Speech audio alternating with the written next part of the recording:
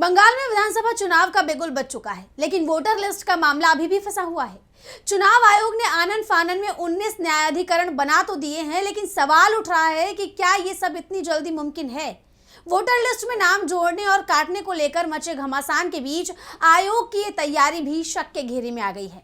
तो आखिर क्या करने की कोशिश में है चुनाव आयोग, जानेंगे इस रिपोर्ट में। पश्चिम बंगाल में अगले महीने 2 चरणों में विधानसभा के चुनाव हैं, लेकिन इससे ठीक पहले चुनाव आयोग कटघरे में है। आयोग की कार्यप्रणाली पर फिर गंभीर सवाल उठ रहे हैं। दरअसल आयोग ने 19 अपीलीय न्यायाधिकरण बनाने का ऐलान किया है। इनका काम एसआईआर के मामलों की सुनवाई करना है। इसका सीधा मतलब है कि वोटर लिस्ट में नाम जोड़ने या हटाने के विवादों को सुलझाना।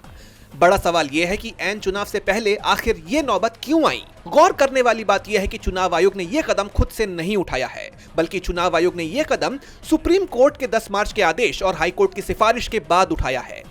लेकिन जानकारों का मानना है कि यह देरी से लिया गया फैसला है। विपक्ष का आरोप है कि जब चुनाव सिर पर हैं, तब मतदाता सूची में नाम जोड़ने और घटाने की ये प्रक्रिया क्या वाकई निष्पक्ष होगी। दरअसल इन 19 न्यायाधिकरणों में 18 पूर्व जज बिठाए गए हैं। कोलकाता और उससे सटे उत्तर 24 परगना का जिम्मा खुद कलकत्ता हाईकोर्ट के मौजूदा चीफ जस्टिस टीएस शिवांगम संभालेंगे। आयोग का कहना है कि लोग ऑनलाइन या डीएम और एसडीएम ऑफिस जाकर अपील कर सकते हैं। डेटा को ईसीआई नेट वेबसाइट पर अपलोड किया जाएगा।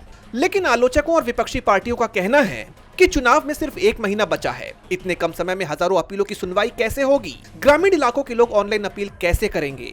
ये कोर्ट सिर्फ इस काम के लिए बने हैं और काम होते ही खत्म हो जाएंगे। लोगों को डर है कि कहीं जल्दबाजी में सही वोटरों के नाम न कट जाएं। चुनाव आयोग हमेशा अपनी निष्पक्षता के बड़े बड़े दावे करता है, लेकिन बंगाल में वोटर लिस्ट का ये हाल उसकी पोल खोल रहा है। चुनाव के बाद ये न्यायाधिकरण तो खत्म हो जाएंगे, लेकिन आयोग की साख पर जो सवालिया निशान लग गया है वो आसानी से नहीं हटेगा। डीबी लाइव की रिपोर्ट।